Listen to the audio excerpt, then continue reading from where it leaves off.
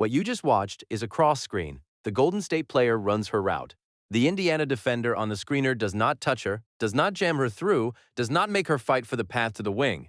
Three Fever defenders are staring directly at the basketball like it owes them money. Nobody says a word, nobody calls out the screen, nobody rotates. And the shooter catches the ball on the wing so wide open she could have ordered a coffee before pulling up. That is not a Golden State play. That is an Indiana organizational failure dressed up in Valkyrie's colors. Welcome to Street Hoops.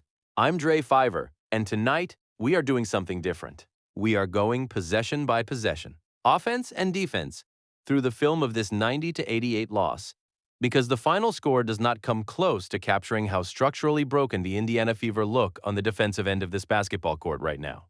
And somebody needs to say it out loud and say it clearly, because the same coaching staff that is failing Caitlin Clark offensively is failing her defensively too. And the people responsible for fixing it are the exact same people who created the problem.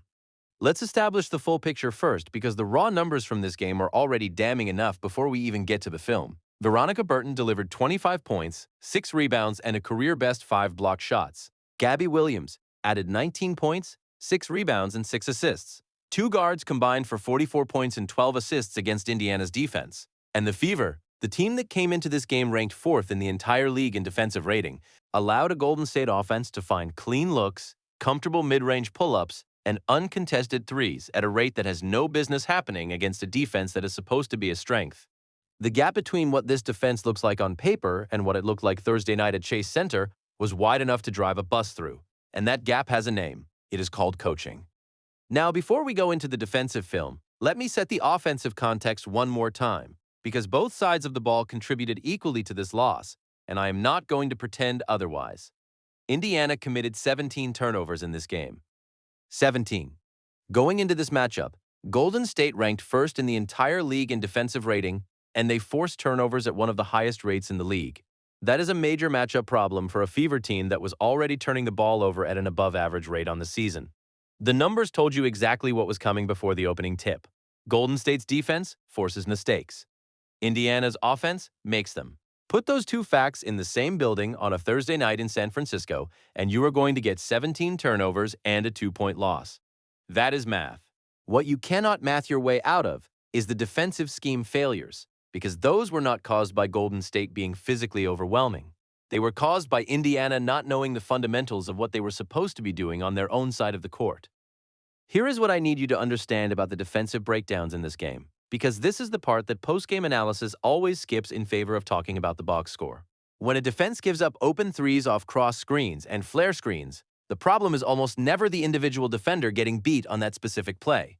The problem is communication. Professional basketball defense at the highest level is a 5-person conversation that happens in real time every single possession, without stopping. When a cross screen is being set, the defender on the screener has one job: jam that player through the lane before she can get to her spot. Make her fight. Make the cutter earn position. And when a flare screen is coming, the off-ball defender who sees it has one job: call it out. Scream it. Let her teammate know what is coming so she can get up and over the top of the screen instead of running face-first into a wall of body mass and watching the shooter sprint free to the wing.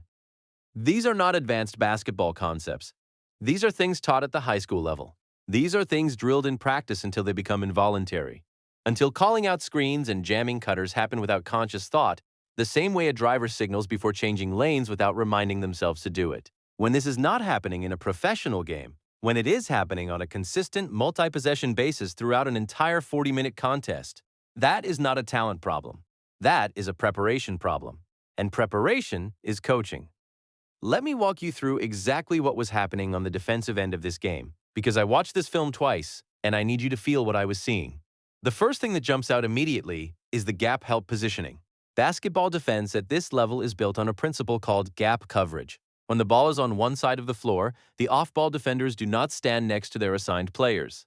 They position themselves halfway between the ball and their assignment in the gaps of the defense, so they can simultaneously threaten to help on penetration and recover to their player if the ball swings. Gap defense is what takes individual matchups and turns them into a connected defensive organism that makes the whole greater than the sum of its parts.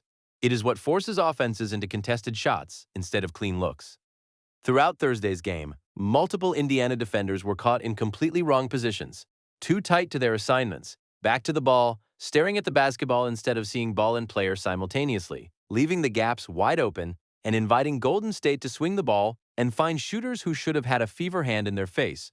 When your off-ball defenders are not in the gaps, you are essentially playing 4-on-5 defense on every possession. The gaps are there for a reason. They are the connective tissue of the whole system. And Indiana's defenders kept abandoning them. Kelsey Mitchell's defensive positioning was particularly problematic throughout this game.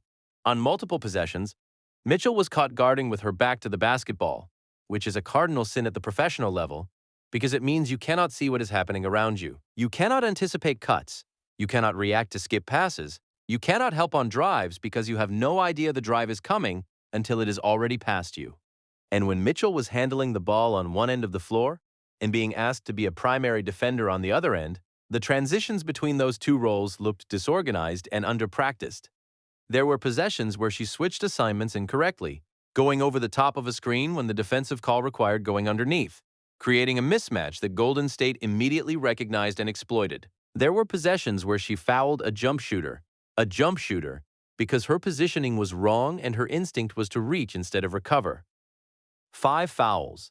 Kelsey Mitchell had 5 personal fouls in this game. Several came from reaching in, from being out of position and trying to compensate with her hands instead of her feet. And here is where the defensive and offensive problems intersect, in a way that compounds both of them. When Kelsey has 4 fouls and the fourth quarter has barely started, she is playing with a parachute on. She cannot be aggressive, she cannot help on drives, she cannot take charges. She is playing not to foul instead of playing to stop people. And a defender playing not to foul is a defender who is essentially not defending. That foul trouble in the fourth quarter cost Indiana crucial defensive possessions at precisely the moment when they needed stops most. Dre's honest opinion? The foul issues are a symptom of the positioning problems, not a separate category. Fix the positioning, and you fix the reaching. Fix the reaching, and you fix the foul count. This chain of causation starts at practice, and it ends on the coaching staff's desk. Now let's talk about Lexi Hull's defensive role because this one is specific and important. On multiple screen-related possessions Thursday night, Hull was the defender on the screening player and she did not execute the fundamental job of jamming the cutter. When a cross screen comes, when a Golden State player runs a route through the lane off a teammate's screen, the defender guarding the screener has to physically impede that route. Not foul, not shove. Just make contact, be physical within the rules, and force the cutter to take the long way around instead of a clean path to her spot. This is a small detail. It takes approximately 0 extra athleticism to execute. What it takes is attention and intention, knowing the play is coming before it develops and being physically ready to interrupt it.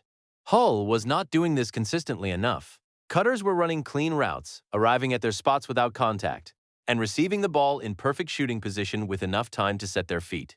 That is a preparation failure. That is something that gets repped in practice until it is automatic, or should be. And here is the piece that makes this whole defensive picture even more frustrating. Caitlin Clark herself was getting burned defensively on multiple possessions because the players around her were not providing the structural support she needed to succeed. When Clark is guarding a ball handler who uses a screen, she needs to hear the switch call early enough to execute it correctly. She needs to know whether she is going under or over the screen. She needs to hear her teammates communicating in real time so she can react instead of guess. And on several possessions Thursday night, the communication was not there. Clark ran into screens she did not know were coming because nobody called them out. She switched assignments incorrectly because the call came too late or not at all. She was left in isolation help situations where the defensive rotation had broken down so completely upstream that by the time the ball arrived at the shooting spot, the nearest Indiana defender was already a full step late and the contest was cosmetic at best. This is what genuinely makes me angry on Caitlin Clark's behalf, because the conversation around this team's defensive performance almost always gets framed as Clark needing to be better individually. And yes, she can be better. She will tell you that herself. There were moments Thursday night where her backpedaling in transition was not as explosive as it needs to be. There were moments where she could have gotten her feet set earlier, moments where her individual positioning needed adjustment. I am not going to pretend those moments did not happen because that would not be honest and Street Hoops does not do dishonest. But here is the truth, that the broadcast commentators almost never address directly. When the 5-person defensive system around a player is broken, that player cannot be individually good enough to compensate for all of it. You cannot ask one person to single-handedly cover for 4 other people's positioning errors, 4 other people's missed screen communications, 4 other people's incorrect switches, and 4 other people's rotation failures. The math does not work. The individual cannot be better than the collective when the collective is this disorganized.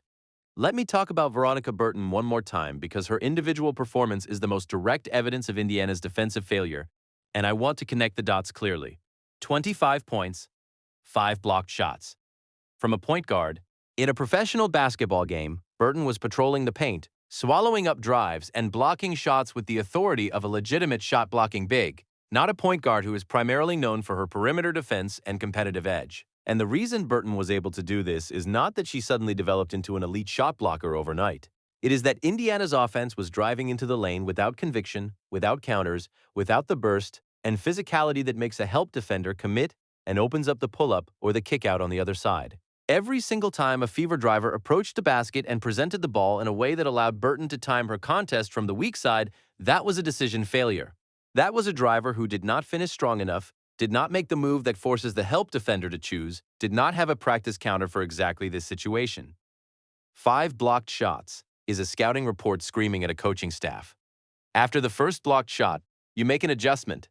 After the second, you implement it immediately. By the time Burton gets her third block in the same game against the same opponent, the adjustment should already be so deeply embedded in the game plan that it is happening instinctively. Indiana never adjusted. Burton got her 4th block. Her 5th block, she finished with 25 points and a career milestone. And somewhere in all of that, a coaching staff watched the same problem repeat itself 5 times and did not find a lasting answer. Now, let me address the 17 turnovers in full because I do not think the magnitude of that number has genuinely landed for most people yet.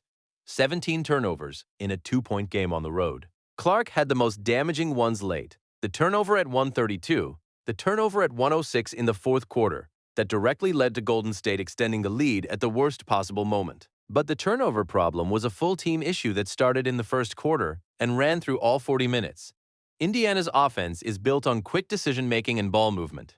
When that decision-making gets disrupted, by pressure defense, by trapping, by blitzing the ball screen, by putting a body in the passing lane before the throw even leaves Clark's hand, turnovers happen.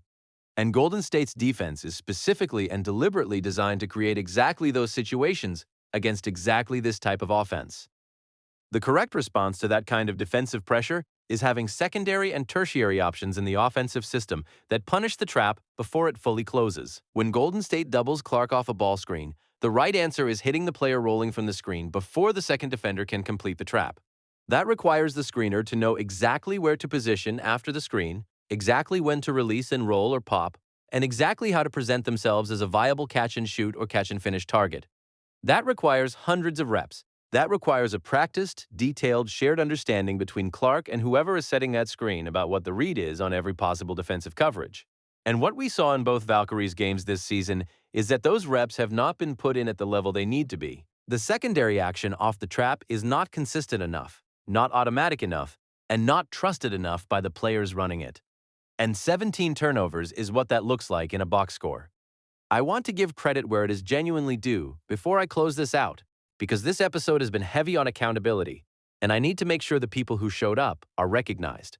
Raven Johnson was exceptional again. 16 points, 7 for 10 from the field, 2 for 3 from 3. Defensive energy throughout. She is a 2-time national champion who plays with a level of basketball intelligence and situational awareness that makes every player around her better. She calls out screens. She communicates rotations. She is in the gaps. She does the small things that the veterans on this team are not doing consistently enough. And Michaela Timpson gave Indiana physical interior presence off the bench that nobody else was providing. Active hands, competitive rebounding, a willingness to be physical in the paint that this team desperately needs more of in its rotation. Both of these players are making close to the minimum. Both of them outperformed the most expensive contracts on this roster on Thursday night, and both of them deserved a better organizational structure around them that would have converted their individual efforts into a team win. Let me land on the big picture now, because I think the full conclusion of what this film review tells us is more significant than just one loss. The Indiana Fever are a talented basketball team with a generational player at the center of everything they do. The talent on this roster is genuine, but talent without system is just potential. And right now, on both ends of the basketball court, The system that Stephanie White is running is not extracting what this roster is capable of producing. On offense, the pick and roll between Clark and Boston remains one of the most underused weapons in the league given the personnel involved. The late-game hierarchy keeps putting the ball in the wrong hands. The turnovers keep happening because the secondary options off pressure defense are not practiced enough to be trusted in game situations. On defense, the gap coverage is inconsistent, the screen communication is insufficient, the individual positioning breaks down at critical moments, and the in-game adjustments to what opponents are doing successfully are not coming quickly enough or completely enough to change the outcome. Earlier this season, after a game where Stephanie White sat Clark for an extended second-quarter stretch that contributed to an overtime loss, basketball commentators across the media landscape called her rotation decisions absolute coaching malpractice. The specific criticism was that White was separating Clark and Boston for too long and that the offense collapsed every time they shared the court without the pick and roll being run between them. That critique was made weeks ago.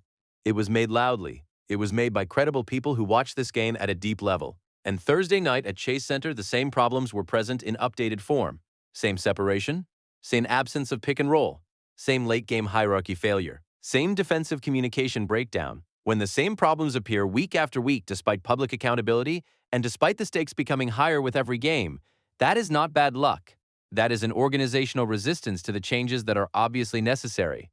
Caitlin Clark became the fastest player in WNBA history to 500 career assists in this very game.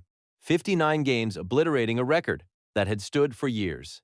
She did it while going 3 for 12 in a hostile arena, while being booed on every single touch, while carrying 17 turnovers worth of offensive dysfunction on her back and still finding a way to give this team a lead with 4 minutes left in the fourth quarter. She gave everything she had.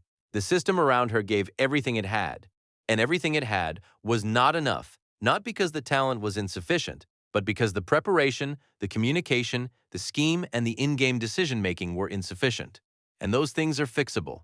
All of them are completely, entirely, 100% fixable. But they only get fixed when the person responsible for fixing them decides that what they are currently doing is no longer acceptable. The Fever have too much talent, too much financial investment, and too important a player at the center of it all to keep leaving these points on the board and these wins on the table. Get the gaps right. Fix the screen communication. Trust the pick and roll. Make the right late-game call. Or keep flying home from San Francisco with nothing. That is street hoops. No softening, no protecting, no dancing around the uncomfortable thing because someone might not want to hear it. If this episode gave you what you came for, smash that like button right now, because that is the single best thing you can do to keep this level of work coming to you every time the Fever give us something real to analyze. Drop your most detailed take in the comments below. Where does the defensive blame fall heaviest, and what is the one adjustment that saves this season? I want every thought you have got, and if Street Hoops is new to you and you are tired of surface-level sports coverage that never goes this deep on the things that actually matter, subscribe right now, because this is what we do every single time this team steps on the floor and gives us reasons to talk. I'm Dre Fiver. See you next time. Stay locked in.